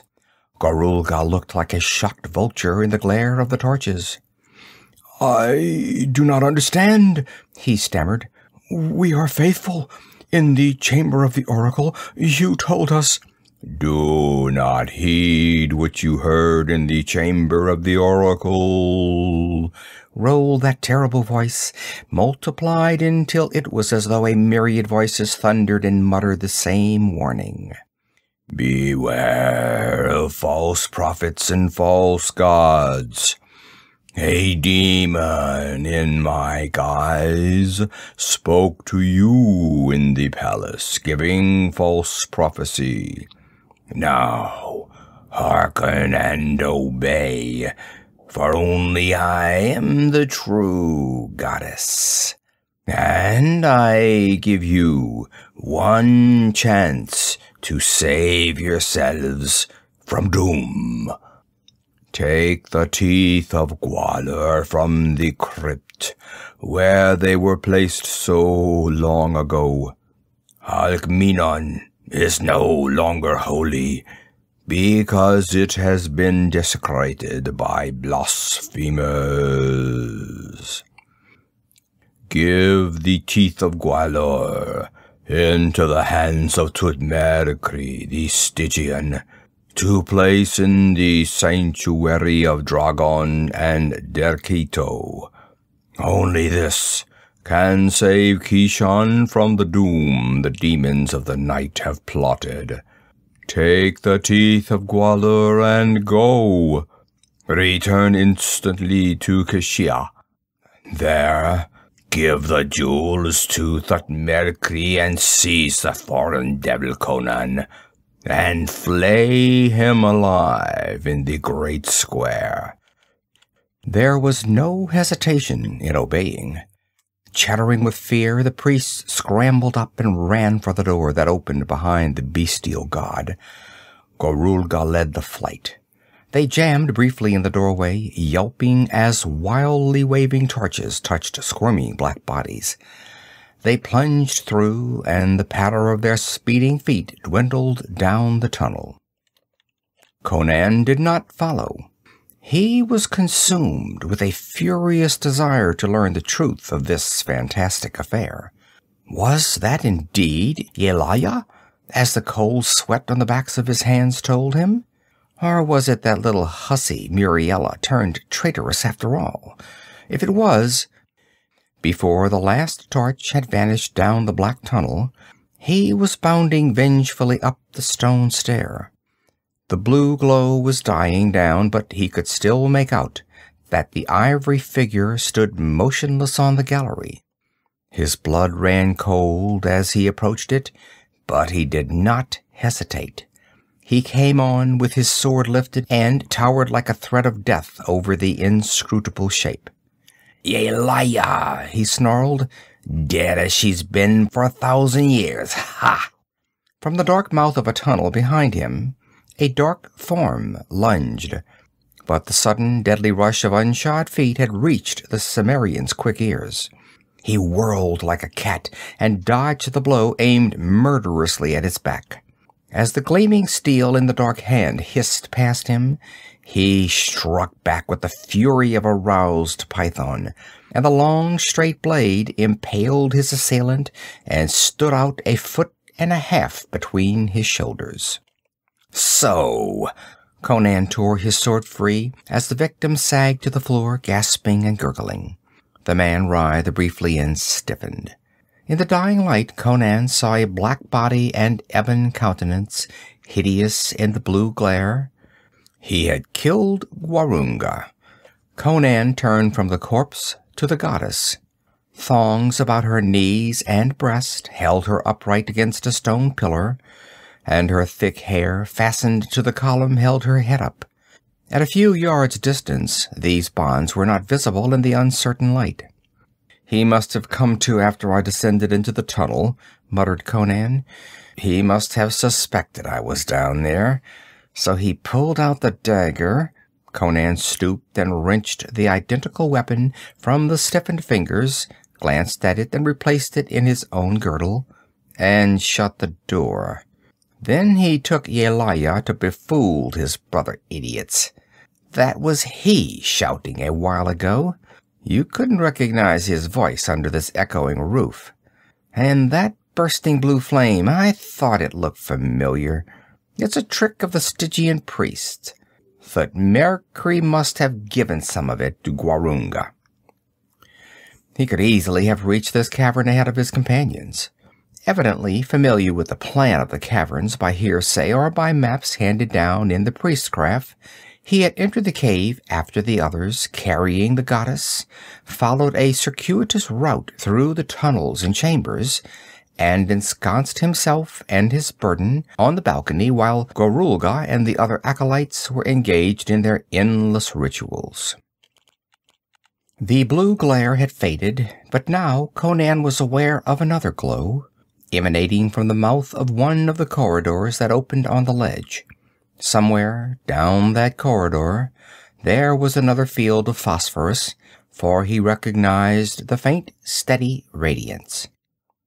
The corridor led in the direction the priests had taken, and he decided to follow it, rather than descend into the darkness of the great cavern below. Doubtless it connected with another gallery in some other chamber, which might be the destination of the priests. He hurried down it, the illumination growing stronger as he advanced, until he could make out the floor and the walls of the tunnel. Ahead of him and below, he could hear the priests chanting again. Abruptly, a doorway in the left-hand wall was limned in the phosphorus glow, and to his ears came the sound of soft, hysterical sobbing. He wheeled and glared through the door. He was looking again into a chamber hewn out of solid rock, not a natural cavern like the others. The domed roof shone with the phosphorus light, and the walls were almost covered with the arabesques of beaten gold. Near the farther wall, on a granite throne, staring forever toward the arched doorway, sat the monstrous and obscene Pratiar, the god of the Pelistim, wrought in brass, with his exaggerated attributes reflecting the grossness of his cult. And in his lap sprawled a limp, white figure. "Well, I'll be damned," muttered Conan. He glanced suspiciously about the chamber, seeing no other entrance or evidence of occupation, and then advanced noiselessly and looked down at the girl whose slim shoulders shook with sobs of abject misery. Her face sunk in her arms. From thick bands of gold on the idol's arms, slim gold chains ran to the smaller bands on her wrists. He laid a hand on her naked shoulder, and she started convulsively, shrieked, and twisted her tear-stained face toward him. "Conan!" She made a spasmodic effort to go into the usual clinch, but the chains hindered her. He cut through the soft gold as close to her wrists as he could, grunting, "You'll have to wear these bracelets until I can find a chisel or a file. Let go of me, damn it! You actresses are too damned emotional. What happened to you, anyway?" "When I went back into the oracle chamber," she whimpered, "I saw the goddess lying on the dais as I'd first seen her. I called out to you and started to run to the door. Then something grabbed me from behind. It clapped a hand over my mouth and carried me through a panel in the wall and down some steps and along a dark hall. I didn't see what it was that had hold of me until we passed through a big metal door and came into a tunnel whose roof was alight, like this chamber. Oh, I nearly fainted when I saw. They are not humans. They are gray, hairy devils that walk like men and speak a gibberish no human could understand. They stood there and seemed to be waiting, and once I thought I heard somebody trying the door. Then one of the things pulled a metal lever in the wall and something crashed on the other side of the door. Then they carried me on and on through winding tunnels and up stone stairways into this chamber, where they chained me on the knees of this abominable idol, and then they went away. Oh, Conan, what are they?" "Servants of Bit Yakin," he grunted. "I found a manuscript that told me a number of things, and then stumbled upon some frescoes that told me the rest. Bit Yakin was a Pelishtim who wandered into the valley with his servants after the people of Alkmenon had deserted it. He found the body of Princess Yelaya and discovered that the priests returned from time to make offerings to her, for even then she was worshipped as a goddess. He made an oracle of her, and he was the voice of the oracle, speaking from a niche he cut in the wall behind the ivory dais. The priests never suspected, never saw him or his servants, for they always hid themselves when the men came. Bit Yakin lived and died here without ever being discovered by the priests. Crom knows how long he dwelt here, but it must have been for centuries. The wise men of the Pelishtim know how to increase the span of their lives for hundreds of years. I've seen some of them myself. Why he lived here alone, and why he played the part of an oracle, no ordinary human can guess. But I believe the oracle part was to keep the city inviolate and sacred, so he could remain undisturbed. He ate the food the priests brought as an offering to Yelaya, and his servants ate other things. I've always known there was a subterranean river flowing away from the lake where the people of the Puntish highlands throw their dead. That river runs under this palace. They have ladders hung over the water where they can hang and fish for the corpses that come floating through. Bit Yakin recorded everything on parchment and painted walls. But he died at last, and his servants mummified him according to instructions he gave them before his death, and stuck him in a cave in the cliffs. The rest is easy to guess. His servants, who were even more nearly immortal than he, kept on dwelling here, but the next time a high priest came to consult the oracle, not having a master to restrain them, they tore him to pieces. So, since then, until Gwahlur, nobody came to talk to the oracle. It's obvious they've been renewing the garments and ornaments of the goddess, as they'd seen Bit Yakin do. Doubtless there's a sealed chamber somewhere where the silks are kept from decay. They clothed the goddess and brought her back to the oracle room after Zargheba had stolen her, and, by the way, they took off Zargheba's head and hung it in a thicket. She shivered, yet at the same time breathed a sigh of relief. "He'll never whip me again." "Not this side of hell," agreed Conan. "But come on. Gwahlur ruined my chances with his stolen goddess. I'm going to follow the priests and take my chance of stealing the loot from them after they get it. But you stay close to me. I can't spend all my time looking for you." "But the servants of Bit Yakin," she whispered fearfully. "We'll have to take our chance," he grunted. "I don't know what's in their minds, but so far they haven't shown any disposition to come out and fight in the open. Come on." Taking her wrist, he led her out of the chamber and down the corridor. As they advanced, they heard the chanting of the priests mingling with the sound of the low, sullen rushing of waters. The light grew stronger above them as they emerged on a high-pitched gallery of a great cavern and looked down on a scene weird and fantastic. Above them gleamed the phosphorescent roof. 100 feet below them stretched the smooth floor of the cavern. On the far side, this floor was cut by a deep, narrow stream, brimming its rocky channel.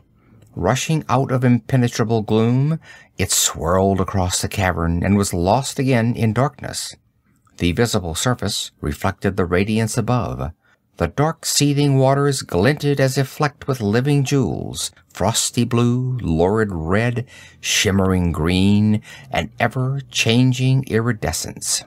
Conan and his companion stood upon one of the gallery-like ledges that banded the curve of a lofty wall, and from this ledge a natural bridge of stone soared in a breathtaking arch over the vast gulf of the cavern, to join a much smaller ledge on the opposite side across the river.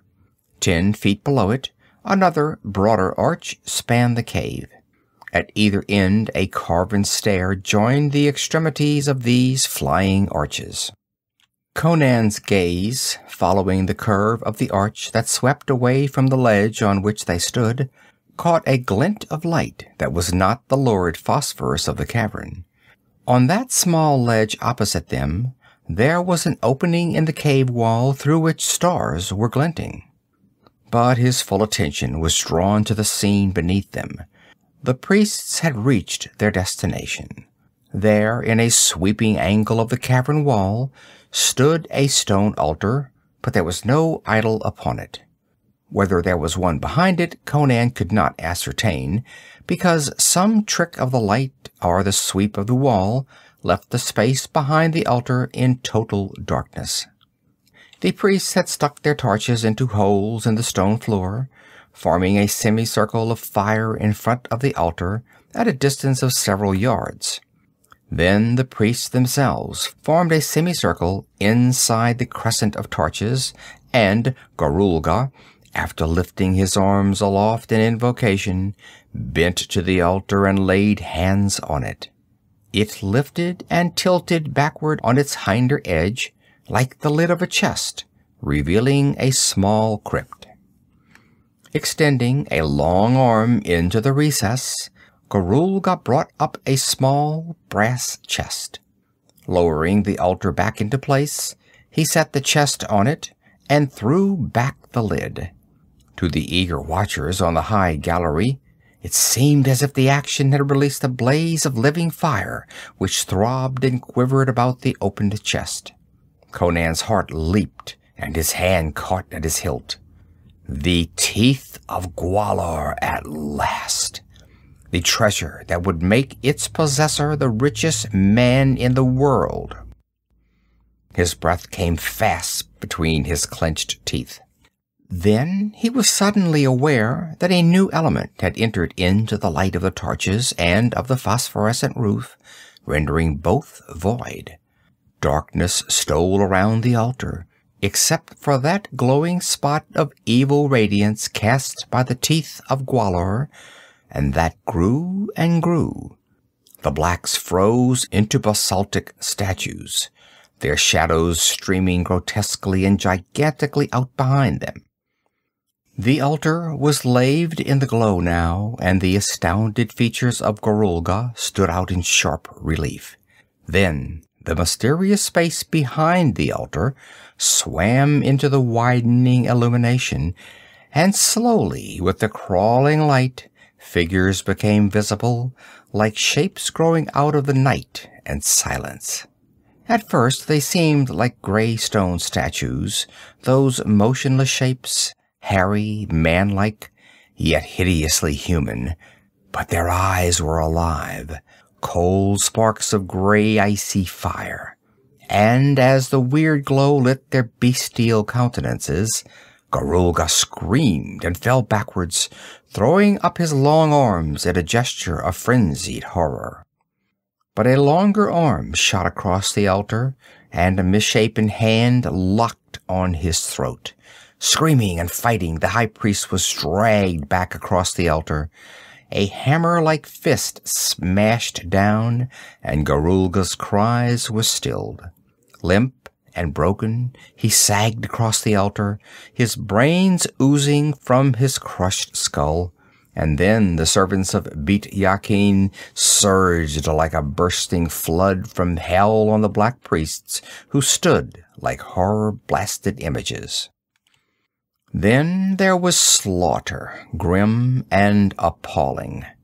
Conan saw black bodies tossed like chaff in the inhuman hands of the slayers, against whose horrible strength and agility the daggers and swords of the priests were ineffective. He saw men lifted bodily and their heads cracked open against the stone altar. He saw a flaming torch grasped in a monstrous hand, thrust inexorably down the gullet of an agonized wretch who writhed in vain against the arms that pinioned him. He saw a man torn in two pieces, as one might tear a chicken, and the bloody fragments hurled clear across the cavern. The massacre was as short and devastating as the rush of a hurricane. In a burst of red abysmal ferocity, it was over, except for one wretch who fled, screaming back the way the priests had come, pursued by a swarm of blood-dabbed shapes of horror which reached out their red-smeared hands for him. Fugitive and pursuers vanished down the black tunnel, and the screams of the human came back dwindling and confused by the distance. Muriela was on her knees, clutching Conan's legs, her face pressed against his knee and her eyes tightly shut. She was a quaking, quivering mold of abject terror. But Conan was galvanized. A quick glance across at the aperture where the stars shone, a glance down at the chest that still blazed open on the blood-smeared altar, and he saw and seized the desperate gamble. "I'm going after that chest," he grated. "Stay here." "Oh, Mithra, no!" In an agony of fright, she fell to the floor and caught at his sandals. Don't leave me!" "Lie still and keep your mouth shut," he snapped, disengaging himself from her frantic clasp. He disregarded the torturous stare. He dropped from ledge to ledge with reckless haste. There was no sign of the monsters as his feet hit the floor. A few of the torches still flared in their sockets, the phosphorescent glow throbbed and quivered, and the river flowed with an almost articulate muttering, scintillating with undreamed radiances. The glow that had heralded the appearance of the servants had vanished with them. Only the light of the jewels in the brass chest shimmered and quivered. He snatched the chest, noting its contents in one lustful glance. Strange, curiously shaped stones that burned with an icy, non-terrestrial fire. He slammed the lid, thrust the chest under his arm, and ran back up the steps. He had no desire to encounter the hellish servants of Bit Yakin. His glimpse of them in action had dispelled any illusion concerning their fighting ability. Why had they waited so long before striking at the invaders he was unable to say. What human could guess the motives or thoughts of these monstrosities? That they were possessed of craft and intelligence equal to humanity had been demonstrated. And there, on the cavern floor, lay crimson proof of their bestial ferocity. The Corinthian girl still cowered on the gallery where he had left her. He caught her wrist and yanked her to her feet, grunting, "I guess it's time to go." Too bemused with terror to be fully aware of what was going on, the girl suffered herself to be led across the dizzy span. It was not until they were poised over the rushing water that she looked down, voiced a startled yelp, and would have fallen but for Conan's massive arm about her. Growling an objurgation in her ear, he snatched her up under his free arm and swept her in a flutter of limply waving arms and legs across the arch and into the aperture that opened at the other end. Without bothering to set her on her feet, he hurried through the short tunnel into which this aperture opened. An instant later, they emerged upon a narrow ledge on the outer side of the cliffs that circled the valley. Less than 100 feet below them, the jungle waved in the starlight. Looking down, Conan vented a gusty sigh of relief. He believed that he could negotiate the descent, even though burdened with the jewels and the girl, although he doubted if even he, unburdened, could have ascended at that spot. He set the chest, still smeared with Gorulga's blood and clotted with his brains, on the ledge, and was about to remove his girdle in order to tie the box to his back, when he was galvanized by a sound behind him, a sound sinister and unmistakable. "Stay there," he snapped at the bewildered Corinthian girl. "Don't move."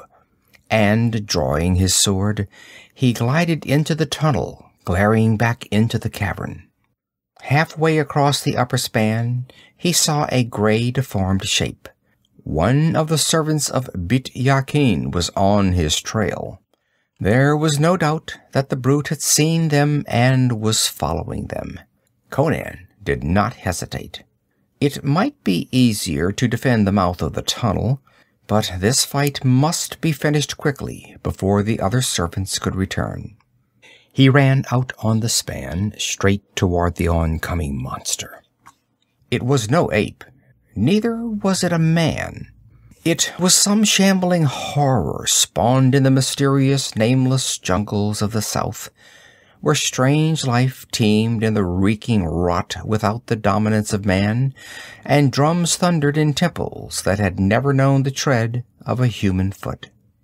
How the ancient Pelishtim had gained lordship over them, and with it eternal exile from humanity, was a foul riddle about which Conan did not care to speculate, even if he had had opportunity. Man and monster, they met at the highest arch of the span, where 100 feet below rushed the furious black water. As the monstrous shape with its leprous gray body and the features of a craven, unhuman idol loomed over him, Conan struck as a wounded tiger strikes, with every ounce of thew and fury behind the blow. That stroke would have sheared a human body asunder, but the bones of the servant of Bit-Yakin were like tempered steel. Yet even tempered steel could not wholly have withstood that furious stroke. Ribs and shoulder bone parted, and blood spouted from the great gash. There was no time for a second stroke. Before the Cimmerian could lift his blade again or spring clear, the sweep of a giant arm knocked him from the span as a fly is flicked from a wall. As he plunged downward, the rush of the river was like a knell in his ears, but his twisted body fell halfway across the lower arch. He wavered there precariously for one chilling instant, then his clutching fingers hooked over the farther edge, and he scrambled to safety, his sword still in his other hand. As he sprang up, he saw the monster, spurting blood hideously, rush toward the cliff edge of the bridge, obviously intending to descend the stair that connected the arches and renew the feud. At the very ledge, the brute paused in mid-flight, and Conan saw it too. Muriela, with the jewel chest under her arm, stood staring wildly in the mouth of the tunnel. With a triumphant bellow, the monster scooped her up under one arm, snatched the jewel chest with the other hand as she dropped it, and turning, lumbered back across the bridge. Conan cursed with passion and ran for the other side also.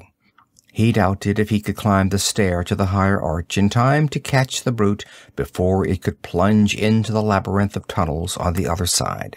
But the monster was slowing, like clockwork running down. Blood gushed from that terrible gash in his breast, and he lurched drunkenly from side to side. Suddenly he stumbled, reeled, and toppled sidewise, pitched headlong from the arch, and hurtled downward. Girl and jewel chest fell from his nerveless hands, and Muriela's scream rang terribly above the snarl of the water below. Conan was almost under the spot from which the creature had fallen. The monster struck the lower arch glancingly and shot off, but the writhing figure of the girl struck and clung, and the chest hit the edge of the span near her. One falling object struck on one side of Conan and one on the other. Either was within arm's length. For the fraction of a split second, the chest teetered on the edge of the bridge, and Muriela clung by one arm, her face turned desperately toward Conan, her eyes dilated with the fear of death, and her lips parted in a haunting cry of despair. Conan did not hesitate, nor did he even glance toward the chest that held the wealth of an epoch. With a quickness that would have shamed the spring of a hungry jaguar, he swooped, grasped the girl's arm just as her fingers slipped from the smooth stone, and snatched her up on the span with one explosive heave. The chest toppled on over and struck the water 90 feet below, where the body of the servant of Bit-Yakin had already vanished. A splash, a jetting flash of foam, marked where the teeth of Gwahlur disappeared forever from the sight of the man. Conan scarcely wasted a downward glance. He darted across the span and ran up the cliff stair like a cat, carrying the limp girl as if she had been an infant. A hideous ululation caused him to glance over his shoulder as he reached the higher arch, to see the other servants streaming back into the cavern below, blood dripping from their barred fangs. They raced up the stair that wound from tier to tier, roaring vengefully, but he slung the girl unceremoniously over his shoulder, dashed through the tunnel, and went down the cliffs like an ape himself, dropping and springing from hold to hold with breakneck recklessness. When the fierce countenances looked over the ledge of the aperture, it was to see the Cimmerian and the girl disappearing into the forest that surrounded the cliffs. "Well," said Conan, setting the girl on her feet within the sheltering screen of branches, "we can take our time now. I don't think those brutes will follow us outside the valley. Anyway, I've got a horse tied at a waterhole close by, if the lions haven't eaten him. Crom's devils, what are you crying about now? She covered her tear-stained face with her hands, and her slim shoulders shook with sobs. I lost the jewels for you, she wailed miserably. It was my fault. If I'd obeyed you and stayed out on the ledge, that brute would never have seen me. You should have caught the gems and let me drown. Yes, I suppose I should, he agreed. But forget it. Never worry about what's past. And stop crying, will you? That's better. Come on. You mean you're going to keep me? Take me with you? She asked hopefully. What else do you suppose I'd do with you? He ran an approving glance over her figure and grinned at the torn skirt, which revealed a generous expanse of tempting ivory-tinted curves. I can use an actress like you. There's no use going back to Kashia. There's nothing in Kashan now that I want. We'll go to Punt. The people of Punt worship an ivory woman, and they wash gold out of the rivers in wicker baskets. I'll tell them that Kishan is intriguing with Tudmerkri to enslave them, which is true, and that the gods have sent me to protect them, for about a house full of gold. If I can manage to smuggle you into their temple to exchange places with their ivory goddess, we'll skin them out of their jaw teeth before we get through with them. End of Chapter 4. End of Jewels of Gwahlur by Robert E. Howard. This book recorded by Phil Chenevert in Baton Rouge, Louisiana, March of 2013.